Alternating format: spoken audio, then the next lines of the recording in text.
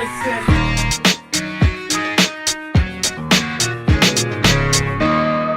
what's up sa inyo mga kaigang? So ayan, papunta tayo. Ay, papunta. Hindi, pauwi na tayo mga kaigang. And galing kaming Camp Bernadette. So dito lang yan banda sa Toril mga kaigang. Davao lang pa rin. Medyo malayo siya pero pinuntahan namin. Kasi may nangyari sa akin na kailangan kong umalis sa bahay. Kailangan kong hanapin ang sarili ko. Kailangan kong huminga. Kailangan ko, hindi ko alam. Kasi siguro pag hindi ako lumabas ng mga kaigang, hindi ko alam kung anong nangyayari sa akin. Medyo bugs! Basta, yun. So ayun mga kaigang, yung kadahilanan bakit kami biglang lumabas mga kaigang. Ito, papakita natin itong mga clips. Ayan. Ang tanang to para sa mga nasasaktan. Halak, yung madunggan ka, Besh! Ayaw na lang, Besh! Muli na lang, Besh! Para kay Rachel na umaasa na maging sila ni Paul. Rachel, you know.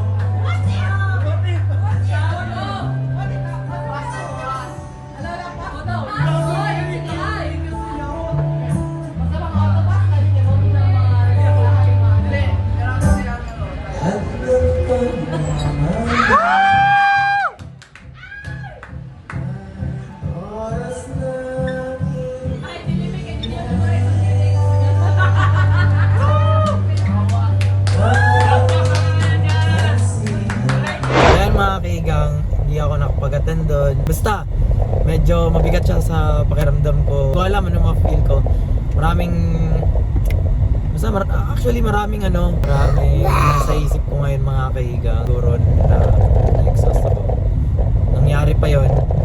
And syempre wala naman tayong i-blame kundi sarili ko. Kaya nga, kailangan kong lumabas. And ayan, kasama ko si Vina at saka si Luna. Lumabas kami. Kasi siguro mababaliw ako mga kaigang kung hindi ako lumabas. Medyo tanggap ko na yung katotohanan na ganun talaga. Learn from your experience, learn from that experience na-experience ko mga kaigang. Tayo magagawa, nangyari mga kaigang, pero hindi siya dahilan, parang ibaliwala lang natin lahat mga kaigang. Ayan, kaya nga sobrang bigat na nararamdaman ko mga kaigang. Wala akong ibang ma-feel kundi malungkot na lang sa sarili ko. Kaya ayan, nandiyan si Vina, sinabayan ako mga kaigang.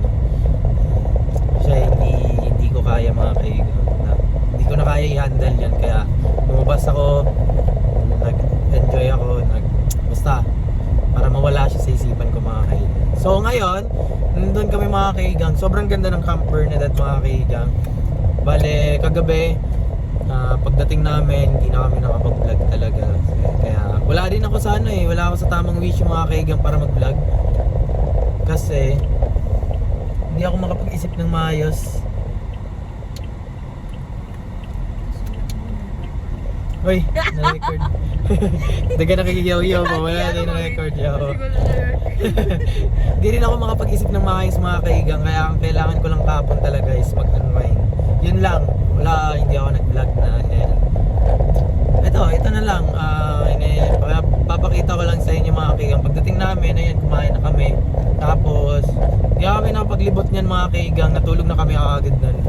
After naming matulog,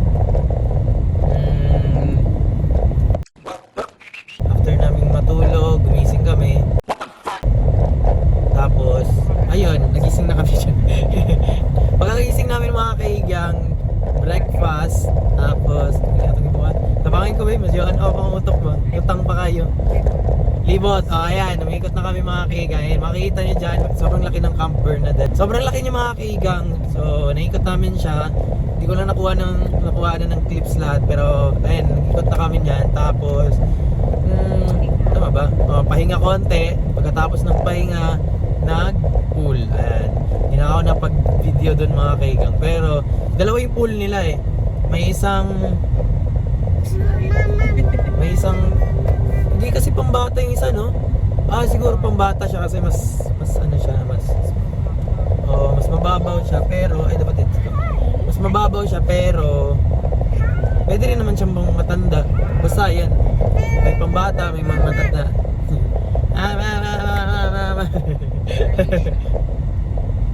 So yung mga kigatis ngayon, nakapag-unwind tayo. Tapos bukas na yung katotohanan.